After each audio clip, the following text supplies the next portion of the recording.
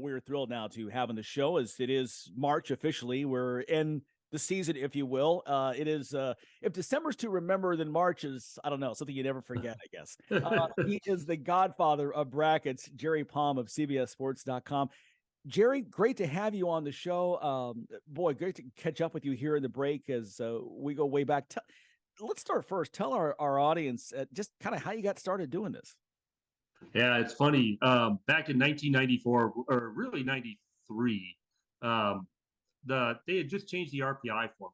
And I had a brand new computer and a new database, and Al Gore just invented the internet. And I had all this new stuff I wanted to try out. And so I thought, well, I could create a database and maybe calculate the RPI. I'm a big basketball fan, of course. So, I thought, well, I had to go to the library to gather the old scores to enter into my database, because we didn't have team websites and stuff you could download. And so I hand entered everything into my database, and I calculated the RPI, shared it on news groups, which was, the caveman writing on the wall version of message boards now, and thought nobody would care. I mean, not enough people to fit in my minivan would care. And it turns out people cared, and they started asking for emails, and I wasn't going to do emails. And then the next year, AOL gave everybody a one-page website. So I had a one-page website, and I would just put the RPI up there, and did a bracket that year. My first bracket was 1994, so this is my 30th year of doing brackets.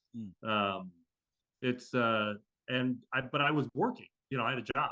I worked for lawyers and bankers coming out of Purdue. So this was a hobby, and I was just doing it for fun and for my own edification. And but it kind of picked up traction, as I got further along. And then 98 comes along, and I start doing football because the BCS started, and it was pretty similar in terms of just collecting the data. So I started doing that too. And then in 2002, I got downsized because I got bought by one bank too many, apparently, and my job got moved away. But but that was March 1st, 2002. So today, actually. And so I went to the Final Four that year and started talking to people and seeing about, if I turned my websites into subscription sites, because they weren't at the time, do you think I could make that work? And since what I was doing was pretty unique still, I did. I turned them into subscription sites, and I did a little work on the side outside of that. I mean, that was my primary source of income until I got bought out by CBS. It wasn't technically a buyout, but I went full-time CBS in 2011. I did a bunch of freelancing for other outlets, but also CBS for a few years, and finally got to a point where it's like, we just want you full-time. So I've been full-time CBS since 2011. And it's just, I would have never, ever guessed that something like this would take off the way it has. I didn't really over pursue it. It wasn't like, this is my goal, I'm going to make this a job. My goal was to kind of educate myself on how all of this worked, and I just shared the information. And enough people liked it that it turned into a job. But this wasn't like some lifelong. I mean, nobody grew up wanting to be the bracket guy. We didn't have bracket guys. Right. Yeah, it's in the paper. I mean, maybe people do now. I don't know. Yeah. But yeah, it's I have kind of a weird life. But certainly my job history, it's like I have a unique career path. So if you're trying to follow my career path, well, you might have some problems. Well, I remember that I discovered you because I started doing my own brackets in 98. I was tired of watching Dick Vitale and Digger Phelps tell me that every single team was in. Yeah. In between games. That still happens, by the way. And it still does. It's just not them. Well, Dick's still doing it, of course. But I mean, but there are more people that are, actually most broadcasts, whoever the broadcast team is, panders to the audience when it comes to that sort of thing. Agree. So I agree. So, and it's not, I don't think it's really doing them a service to pander to the audience that way, but that's what they do. Well, nobody digs into you're farther into the rabbit hole than I am. But I'm pretty deep, and but I know I'll never catch you. But that was the thing that really got me going. And that's how I discovered you and had you on Headline News a few times to discuss this. I thought what you did was just fascinating. And I remember the conversation we had at the Final Four 2003 in New Orleans, and we were sitting there in the quarter, and having a drink and trying to figure out how to get you into CBS. I remember going in the next night, the title game, Syracuse, Kansas, and said, you got to get this guy a press pass. You got to get this guy in.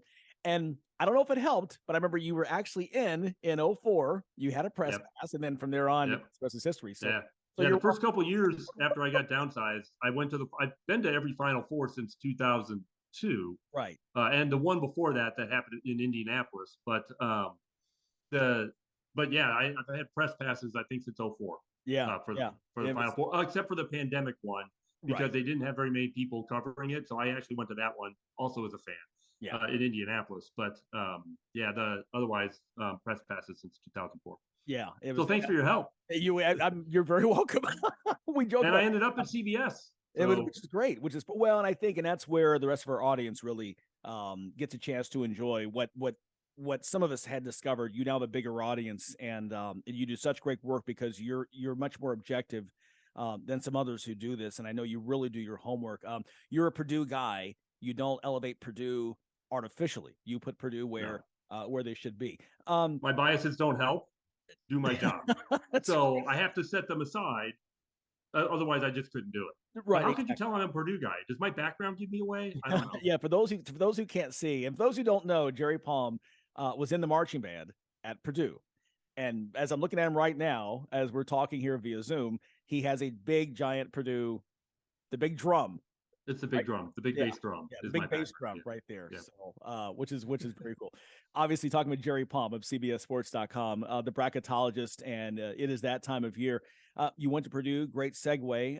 I know that you don't do it because you're a Boilermaker, but certainly Purdue right now, deserving of that number one seed that you've got them projected.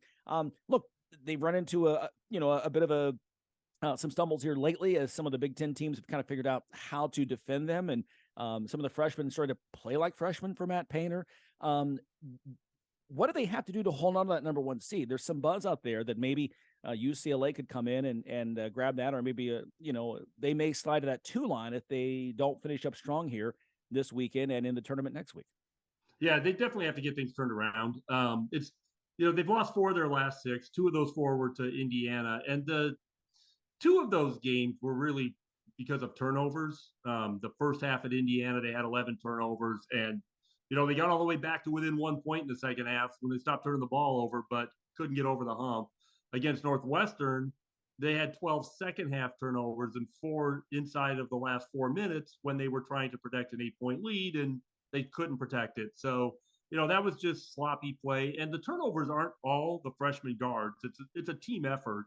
In fact, Zach Edey had 5 turnovers in one of those games and 6 in the other. So, it's not just the guards, but that's just sloppy. The Maryland game that, Mason Gillis gets a technical foul. Maryland just buzzsaws them after that. That's the one game all year that Purdue was just never in.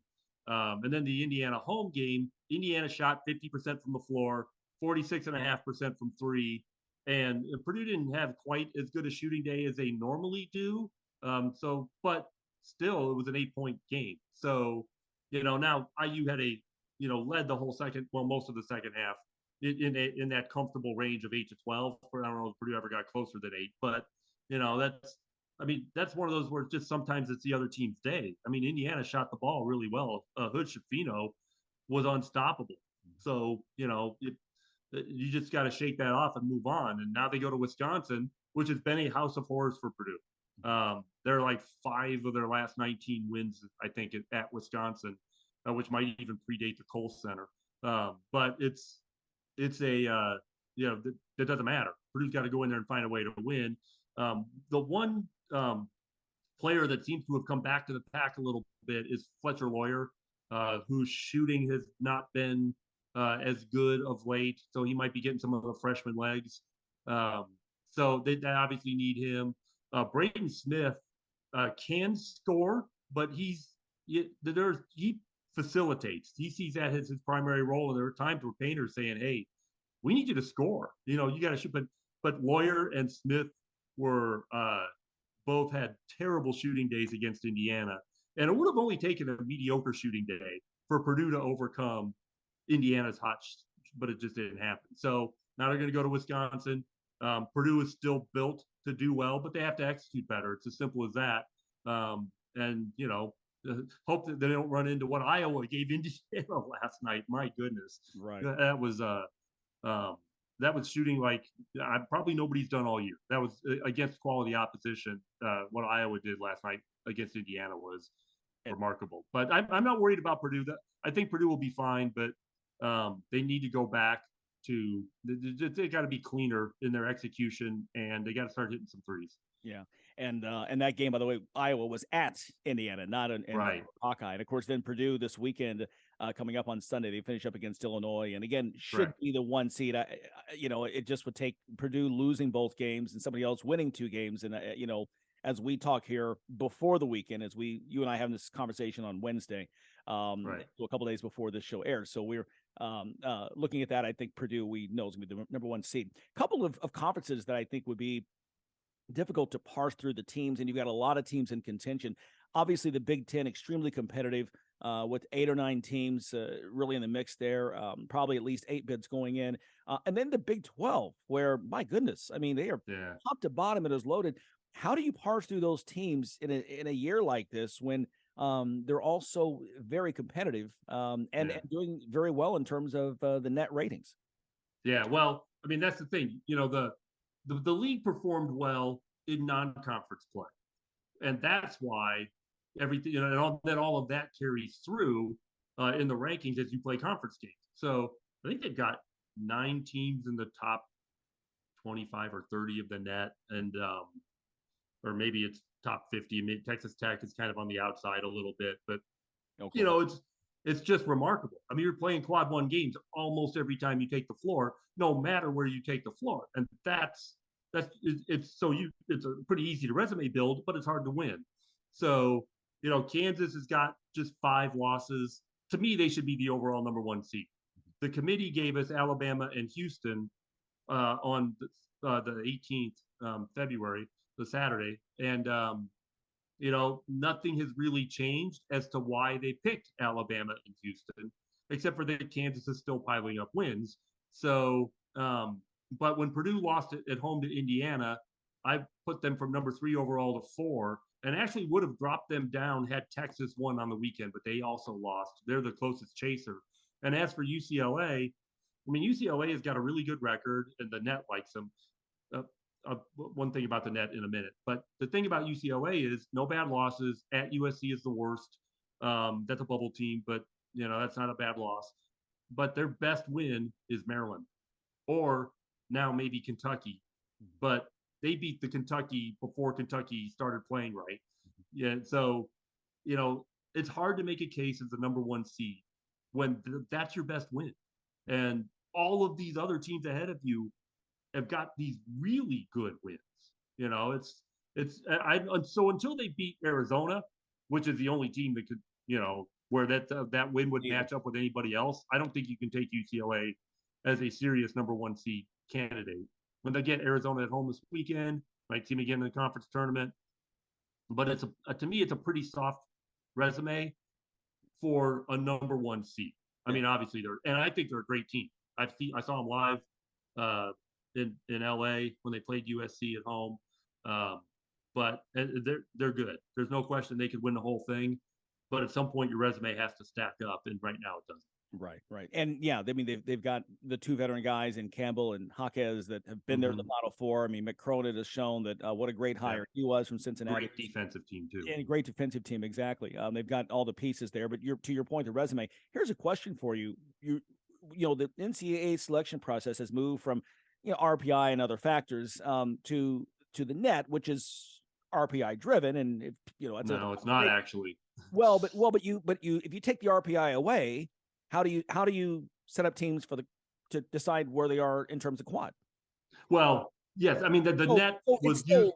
Yeah, the net was created to replace the RPI. Right. Yeah. So it serves in that same role. Right. So the net is used to determine which quadrant your opponents go into. So people get worked up. They did with the RPI, and they do now with the net. That the net should be the thing that drives the selection process. It's like, well, my net ranking is really good. Why are we so low? Well, the net is heavily influenced by margin of victory. So, I mean, if you look at data points that are readily available, I mean, it's not technically margin of victory, it's net efficiency, and then they do sophisticated things with it. Net efficiency is a different way to measure margin of victory. Margin of victory is scoring margin per game. Net efficiency is scoring margin per possession. And it's estimated, possessions are estimated because they're not on a box score. So there's a formula for that. But, it's still margin of victory. So if you look at like the average margin of victory, and you'll see like the top 10 teams, those are almost identical to the top 10 teams in the net. Right. But their resumes may not stack up. St. Mary's is a good example. But so so you can't get too worked up in the metrics because they aren't a decisive thing, but they are important because they determine which quadrant your team goes in. So the net is better than the RPI. It's a little more sophisticated, but it still has its flaws in determining, because the committee's process is still results oriented, and the net has got a results oriented component to it, but it's not a very strong. Yeah. Here's my question I want to get to is when you talk about the net and the process, back when the RPI played a bigger role, if you played, 1 year, I think it was maybe 2017, 2018, K-State and Florida State had 10 wins or 8 wins outside the top 100. And they're actually, it was sort of like 5 outside the top 200. And NC State 1 year lost a bid. They were a bubble team that didn't get picked because they had so many losses or so many wins, that were way outside the top 200. The quad 4 wins, if you have 10 quad 4 wins, lesser wins, does that hurt you in terms of if a team has only 5-0 instead of this team being 10-0 against quad 4? No question, because your schedule's not as strong.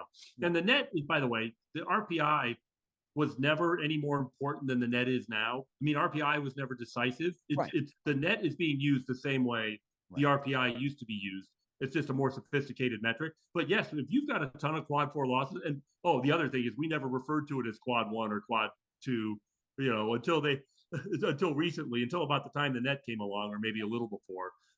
But yeah, it's but there's always been 4 buckets on the team sheet, so we just didn't refer to them as quadrants. Anyways, if you have a weaker schedule, and you can determine that oftentimes by seeing the number of quad 4 games. It's funny when I compare San Diego State to somebody. San Diego State's got 10 quad 3 wins and only 1 in quad 4, and then I'll compare them to almost any major school, and then they'll have 7 or 8 quad 4. I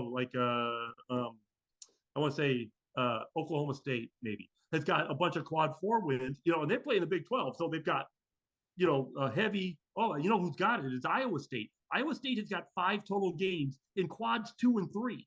So they've got 15, 16, 17 in quad 1, and then another 10 to 12 in quad 4.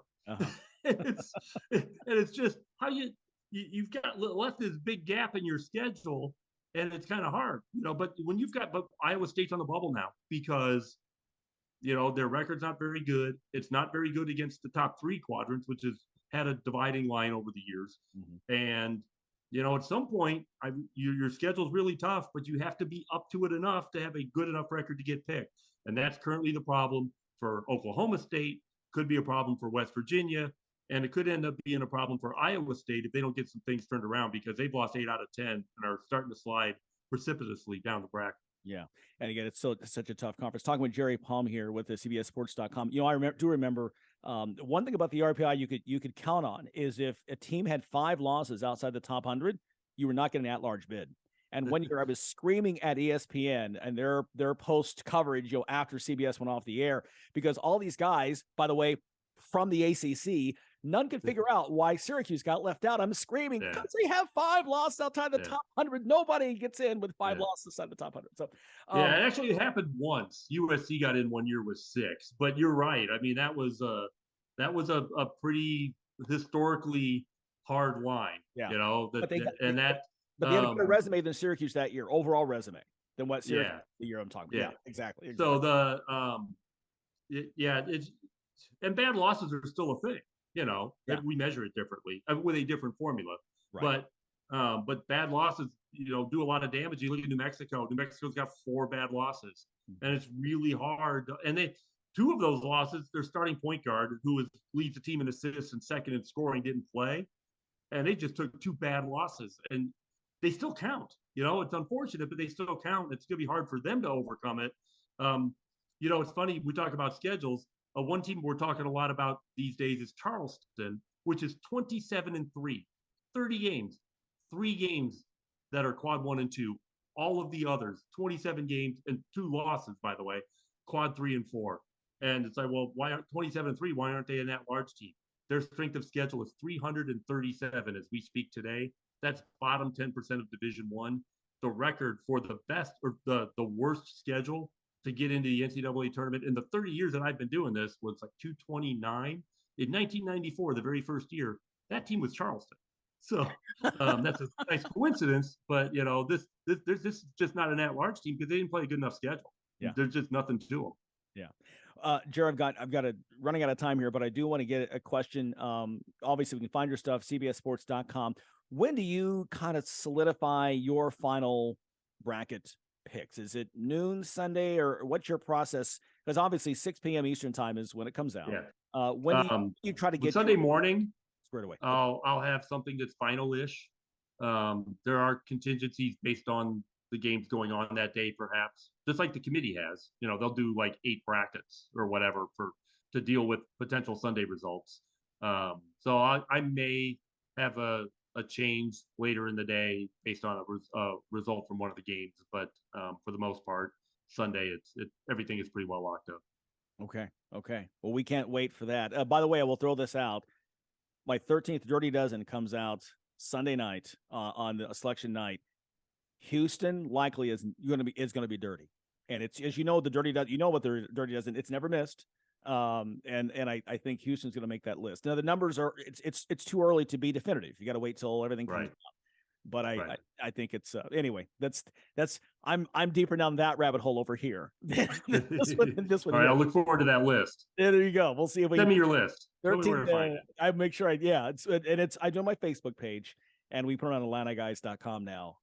For starters, since people there are paying subscriptions. Well, it will be out there. Just keep searching. But I'll make sure you get a copy because all right, thanks. Go way back. Hey, Jerry, I know you've got to run. We've got to get going as well. Hit a commercial break. Great to talk with you. Thanks again for giving us your expertise over all these years, and good luck with. Now, final question: how many years have you hit the entire field correctly? Have you predicted? I think 4 or 5. I rarely miss more than 1.